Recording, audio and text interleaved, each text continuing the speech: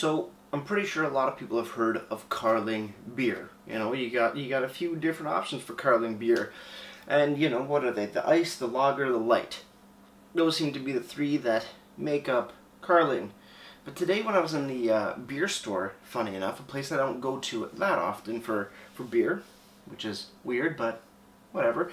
I found this called Carling Black Label. And it reminded me of something the commercial that I saw, an old commercial that I saw in my beer history class last semester.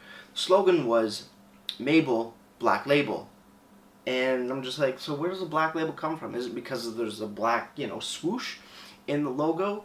Or is that just a particular beer from Carling? Apparently, it's a particular beer from Carling. So how does this differ from the other ones? I have no idea and can probably not give you the right answer today. But we're going to take a look, see what it's about, and go from there.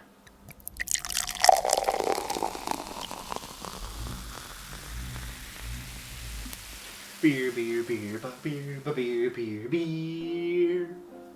Hello everybody, welcome back to me, Mabel, for the Brewski Review. And today the beer that I have for you guys is from the Carling Beer Company, Brewing Company, part of Molson Coors. We have their Black Label. Now what is the difference between a regular Carling lager or light or ice to the Black Label? To be honest, I have no clue. I'm guessing it's just a regular lager because it is coming in at 5% alcohol by volume. 5% alcohols by volume. No website close as I can get to is going to Molson Coors and seeing that it's a brand that they produce. But no specific Carling website, I don't think, or maybe I'm totally lying because I think I found something. Oh my, I did find something. Oh, look at me, lying to you guys. But do they tell me what's going on here? Our drinks. They do. Kind of. Original lager, premium lager, Carling apple cider, black fruit cider, that's it. Okay, a little different, not straightforward, not what I was hoping for, but hey, moving forward. On tap saying 5.5. This is only showing 5. So, little discrepancies. No IBUs. Let's crack this bad boy open. Actually, before that, the logo is actually pretty badass. Reds, blacks, silvers, whites. Good to go. Crack it open. Let's go. Beer, 101 pint glass. It's the only glass I got here. Ooh, that's light. Very light in color. Cool. So this is the beer. Extremely clear, pale yellow, pale gold color, white head on top, looking like a standard lager. Let's give it a smell. On the nose, again, fairly simple lager. Light caramel, kind of citrusy almost. Light citrus, a little bit of like a melon or a cucumber refreshingness out of it. Some corn and then some nice bready and cracker notes off of it. Fairly simple. Let's go. Let's do it.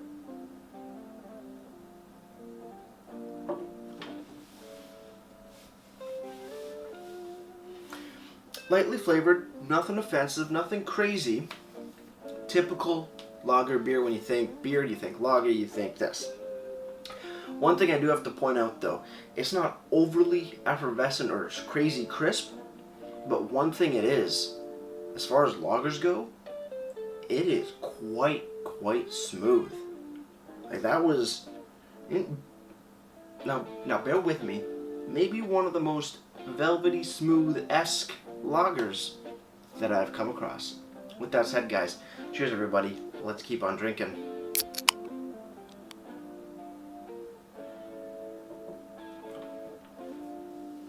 Yeah, wasn't just a first sip fluke. This beer right here, Carling Black Label, has a velvety, smooth mouthfeel, light and effervescent, but silky smooth over effervescence on this one. That is a big, big shock to me.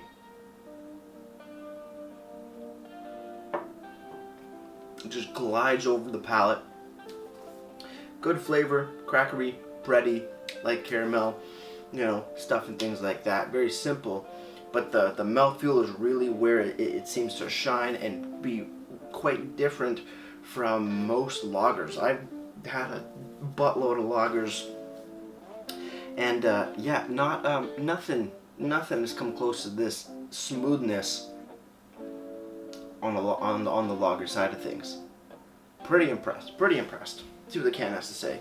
Carling Black Label, established 1927, 5% alcohols by volume. No description, no ingredients, typical of a big beer. But there is some sort of date code, J0202423.37. So, canned at 11:37 p.m. J0202, I'm guessing J is the month. This month, October 2nd, 2020, I want to say. That's pretty damn fresh. That is exceptionally fresh. If I am deciphering that date code correctly. But who knows? Good to see that there is one on there. On the website, like I said, on the Molson Coors side of things, they just show Carling. On the Carling website that I found, the only drinks that they show are the original lager, their premium lager, which sounds pretty interesting, that's nitro poured, and then a Carling apple cider and a black fruit cider. Nothing else. So as far as that goes, sorry, can't give you any explanations. Over on Untappd, Carling Black Label has been given a 2.59 bottle caps out of 5, and that's out of a whopping 12,543 ratings. It's pretty nuts. Over onto the beer store website, I looked in, put in the search engine, Carling Black Label, found nothing. So I'm thinking maybe I'll just go broader. Just put in Carling. Nothing. I don't remember what I paid for this, but I'm pretty sure if they're all kind of the same price, I would say $2.25 per can. $2 to $2.25 per can for 473 ml at the beer store. Again, I don't remember. I tried to check my receipt. It's not a detailed breakdown of what I paid for each beer, so I can't give you an accurate number. So sorry about that. Overall, though, pretty damn smooth lager mouthfeel wise.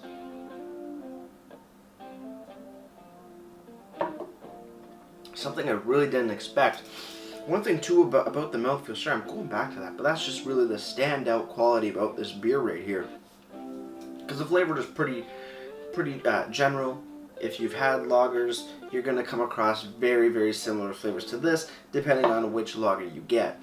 But with the mouthfeel, even though it's exceptionally smooth and velvety, it doesn't take away from the carbonation. It's there, it just doesn't make it have a lot of bite. It's just a beautiful balance with a little bit more smoothness to it, per se. And that's definitely the thing that really stands out to me.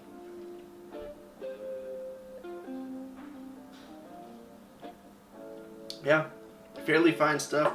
I mean, it's a straight up lager, no bullshit. Big beer, it happens. It's unapologetic, it's a lager, just with great mouthfeel. Cheers on the final sip, guys. Let's get our drinks and wrap this thing up.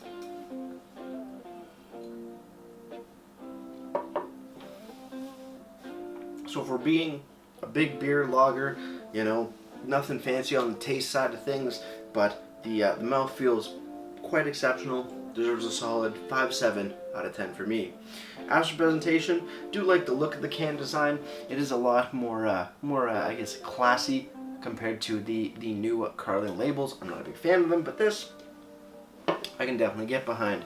No real information here, ABV and a date code of some sort, which is really nice. Website looks good, but I can't find the beer. Molson Coors also looks great, but I just see that it sells Carling as a brand. Wouldn't expect much else. Overall, presentation gets a solid 4.5 out of 10 for me. Before I leave you guys, if you have any comments, questions, or beers I want to review in the future, you can leave all that information down in the comment box below. If you want to go ahead and like this video or subscribe to me, Mabel, I would greatly appreciate it as well. And with all that said, that's going to do it for me, Mabel, like I always say, crack a beer and enjoy. Cheers.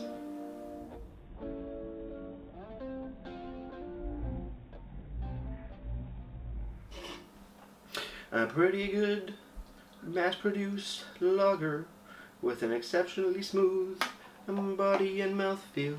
Cheers.